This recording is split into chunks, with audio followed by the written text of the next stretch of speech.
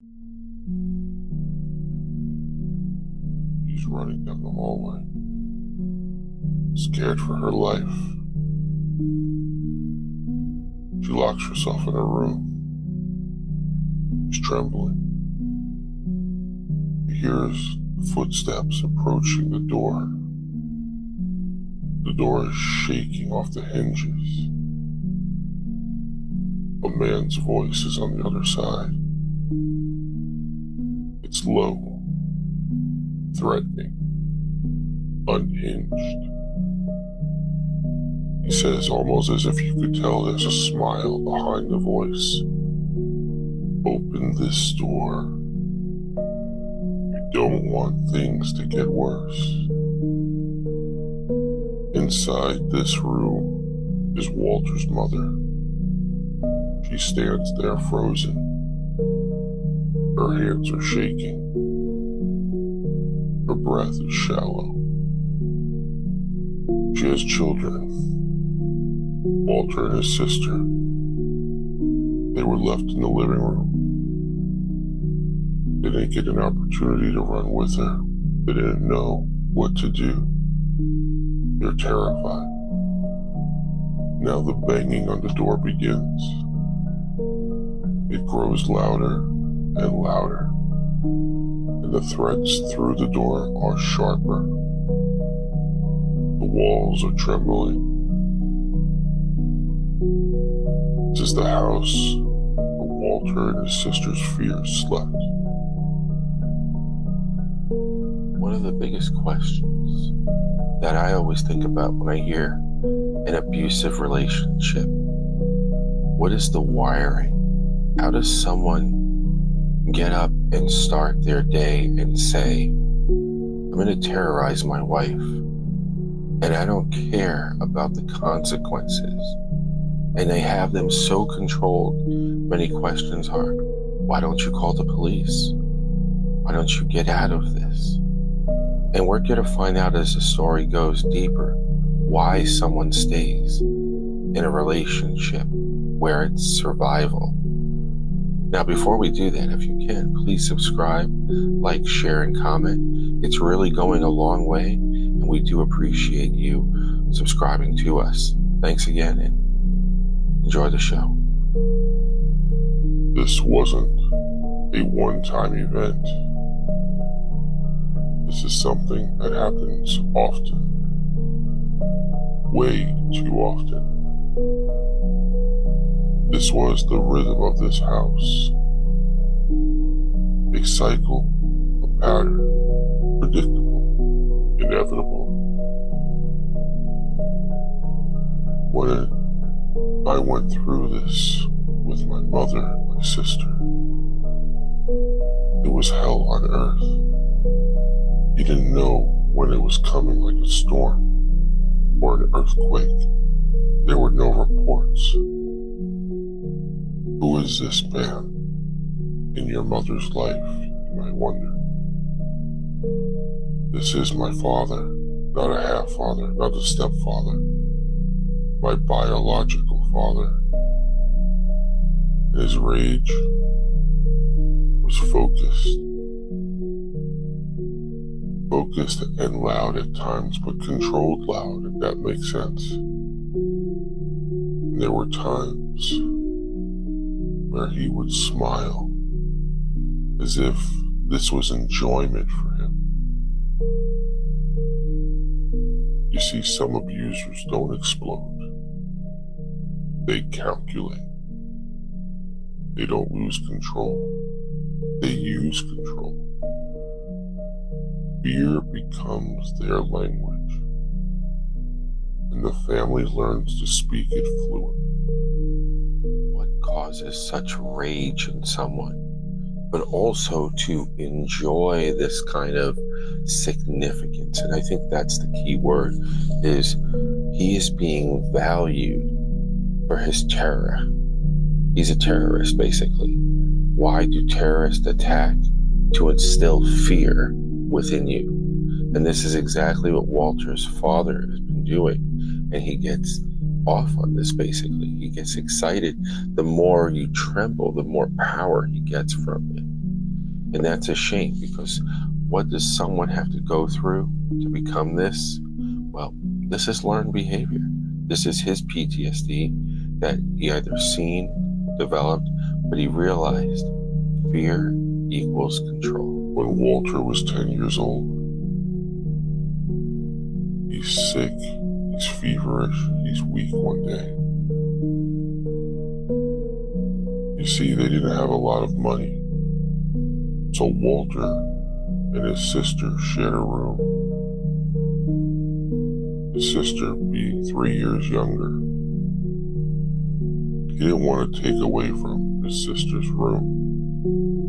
You never know when something was going to happen, so he wanted to keep her in their room, but he wasn't feeling well.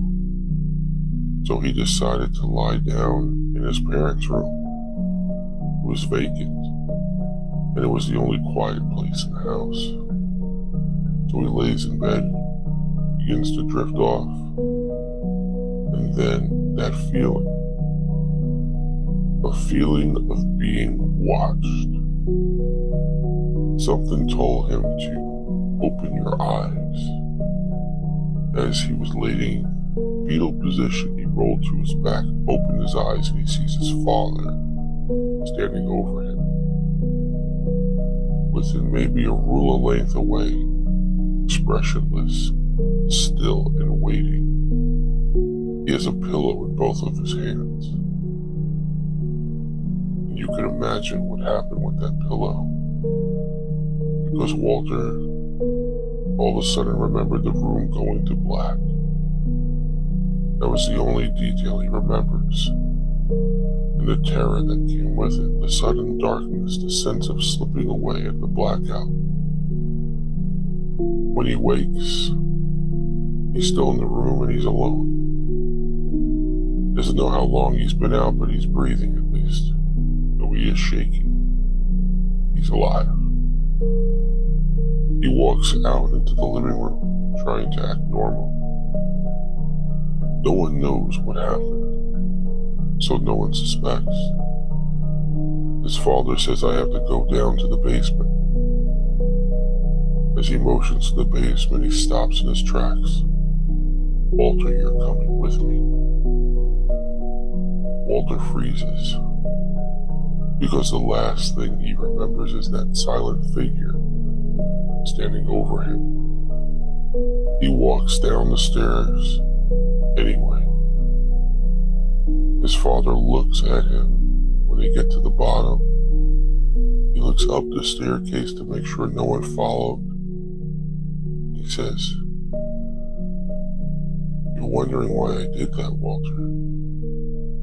That's what you get for going in my room." From that moment forward, Walter never enters that room again. So now here's a twist in everything that's happening. Up until basically with Walter's father, he wasn't violent in reference to assaulting Walter's mom. But he shows his first violent tendency in taking a pillow and smothering Walter. Now, do you think that's frustration of, I wish I could do this to your mother? I wish I could do this to both of you children? This is the first time he has showed a tendency of assaulting, but it was at such an extreme level. I mean, Walter didn't know if he was going to live or die. He was being smothered by a pillow. What is your take on that? Because this is now beyond control and power. This goes to the point of psychopath tendencies. Children don't process trauma. They survive it. They don't understand the danger. They internalize the blame. And that's how the cycle continues. Walter's mother lives in a constant state of fear. She whispers to her children, making sure her husband is not around. "I wish I could take you all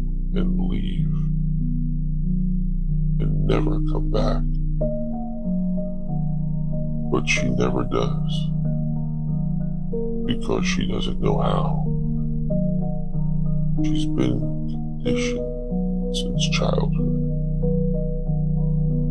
Even growing up in her own world as a young lady, abuse was the only language she ever learned. So people ask, why didn't she leave? The real question is, how do you leave a world you were raised to believe is normal?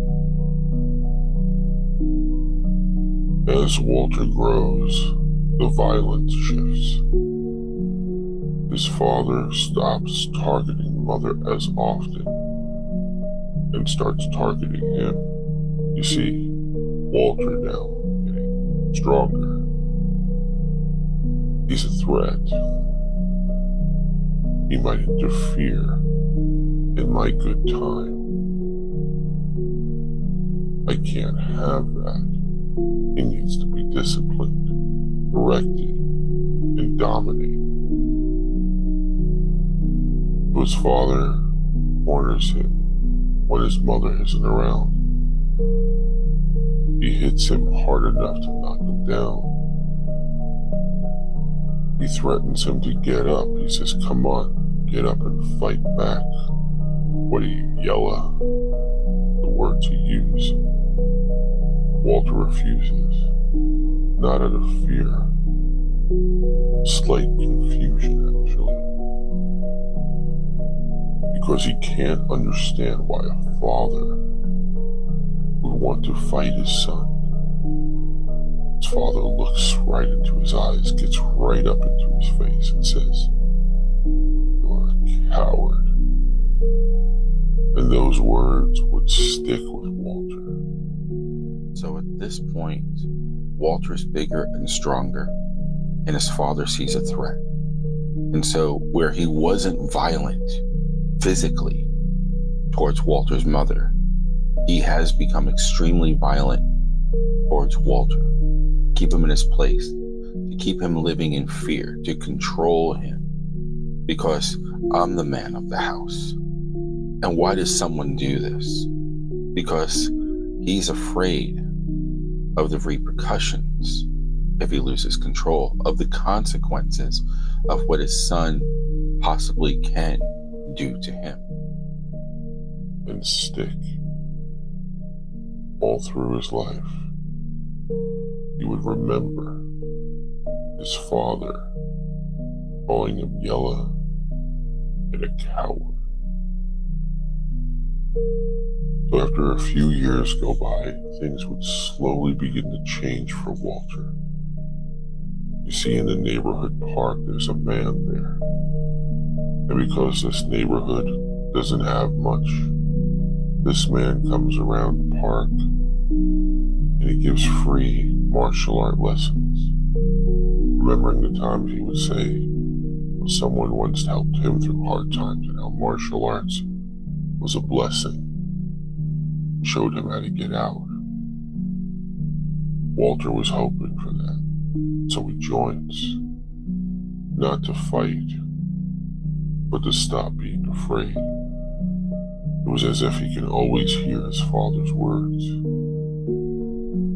He becomes the instructor's best student, not because he's talented, but because he's used to pain.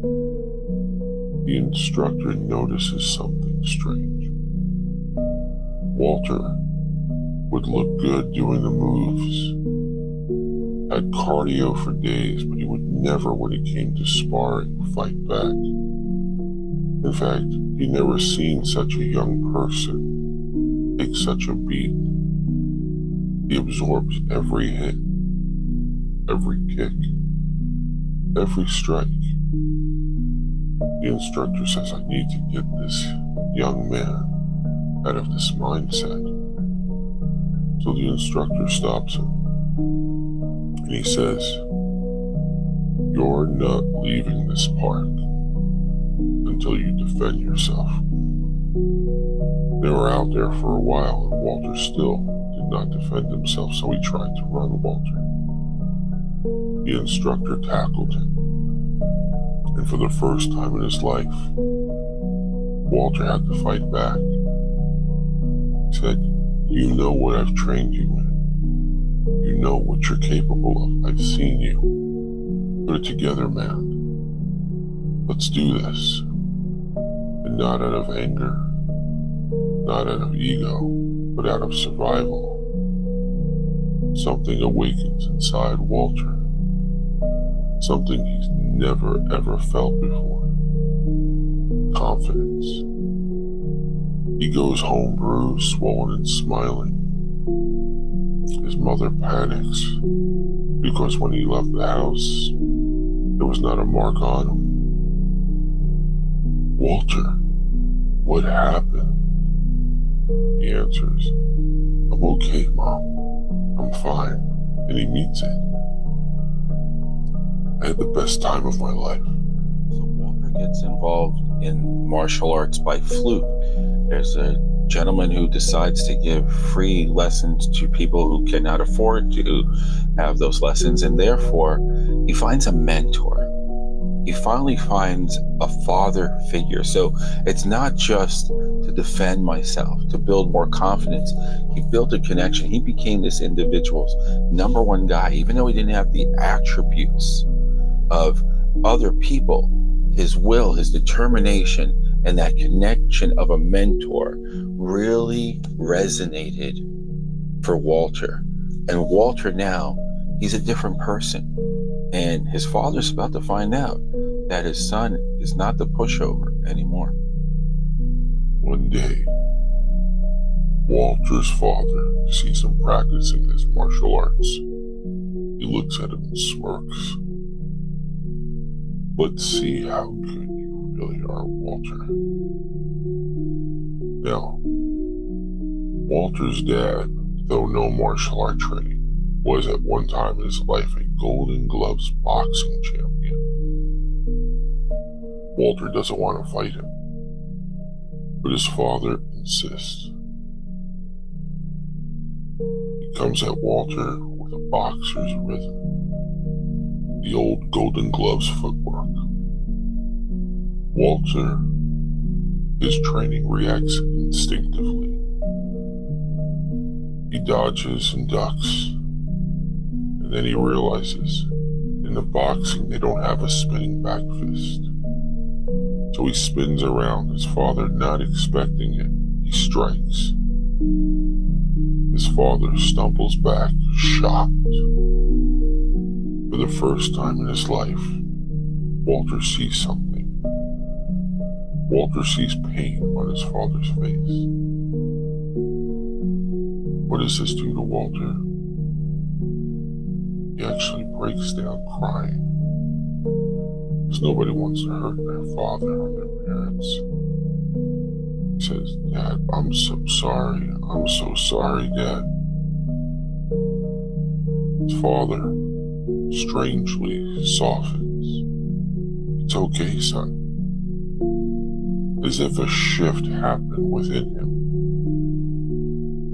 And you know what? From that moment on, those abusive days, Walter's father with Walter, he stopped.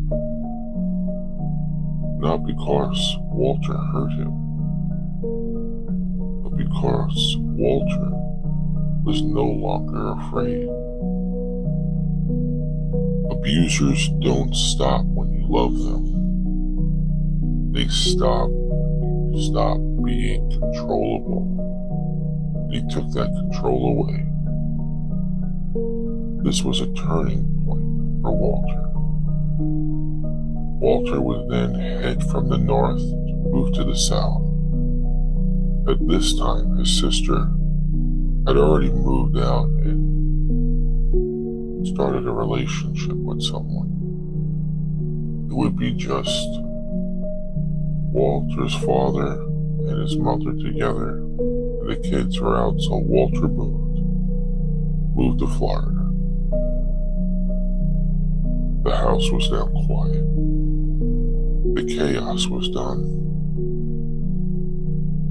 Ever since that day, things have changed. Even for his mother in the household. A guess to most people you would call it normal. So after a few years, Walter was getting his life in order. Most of the connection that he had with his mother and father was via the phone. So when he visited, his father was older, and he looked it. No more dark hair. The dark hair was now turned to gray. No more strong-looking, intimidating man. He was now fragile. Walter didn't realize how much time had passed since he's been back. He hugged his father, and he began to cry. Despite everything, he still loves him. And while Walter was visiting, one night his father came over to him, very gently, as if he knew the years were slipping by and that someday he's going to have to repent. And he needed clarity. He needed forgiveness. He needed to know he wasn't as bad as he knew he was. So he said, "Walter, I have a question to ask you." Walter said, "Sure, Dad." Was I a bad father? Now, Walter, not expecting this question, he doesn't think the words just as if they were given to him from a higher power. They just came out on their own. And he said, "You know, Dad, you did the best you could with the knowledge you had in life." And he walked away. It hit his father like a ton of bricks. His father went into submission and bowed his head and stood in some sort of hypnosis as if he really went deep, connecting to the meaning that he had to come up. Not the one he was hoping to hear, but a reality check. As he finally saw the truth of his own life. Not long after, years down the road, Walter's father dies of a heart attack. His mother finds him on the floor. He's crying for him. She misses him despite everything. Because trauma bonds are real. Because love and fear can coexist. Because survival rewires the heart. Walter grows into adulthood carrying this with him, which created scars not on his body but in his mind. It affected all of his relationships. You see, love was not a common word you heard in the house. He knew it from Mom, but you still never heard, "I love you, son. I love you, daughter." It was just survival. So whenever Walter would get into a relationship, he would sabotage it. Not because of violence, but because you've never connected to love before. Not because of the intimacy, though that is a wonderful connection, but just any sign of love. He grabbed it and smothered it as if he didn't want to let it go. I want to experience this forever, and he was willing to love one person and stay with them for life, which is the right way. But he would do too much damage of smothering the connection. And he didn't understand, because he didn't know how to love. He would have conversations with his sister. And she said, "I went through this too. I went through abusive relationships where I would actually get hit. Walter would say, "Why didn't you tell me? Thought I was in love." To the same kind of experiences I'm holding on too tight. Both went to therapy, and it took years for them both to find their identity, to break the cycle, to understand that what they lived through was not normal. It never should have been. It created ghosts living with them. Those memories haunted them louder than any spirit. But they both didn't just survive their childhood. They were one of the fortunate ones that were able to rewrite their ending. He became the man his father couldn't be. They both have a family now. They give their children what love should be. They broke the cycle. And so somehow, some way, they found a way to build a coping mechanism. Both had to go through certain things in their life, such as bad relationships, or his sister, relationships for Walter where he became clingy, where he wanted a figure of love that he envisioned it should have been. And they found themselves. And they found themselves from understanding through forms of therapy.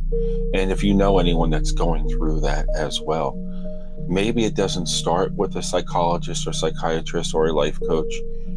For some, because what helped Walter was getting involved in group forms of so-called therapy, I'll say, but not therapy. What I mean by maybe inviting them to yoga, maybe getting involved in a martial art thing like Walter did, because sometimes they don't realize that they need the help.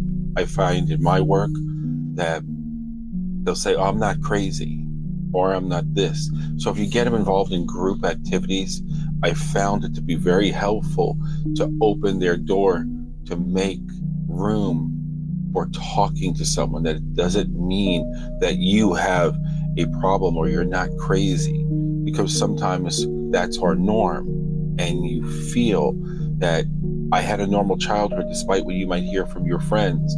You don't want to be titled or labeled.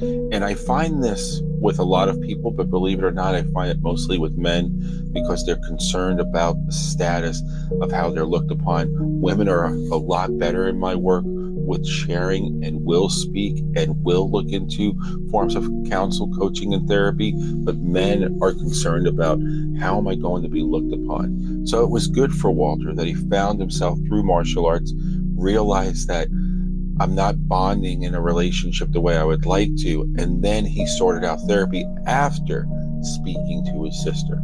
So I hope this was helpful. Thank you again for listening. And once again, please subscribe, like, share, and comment. And until next time, have a great day or evening wherever you are.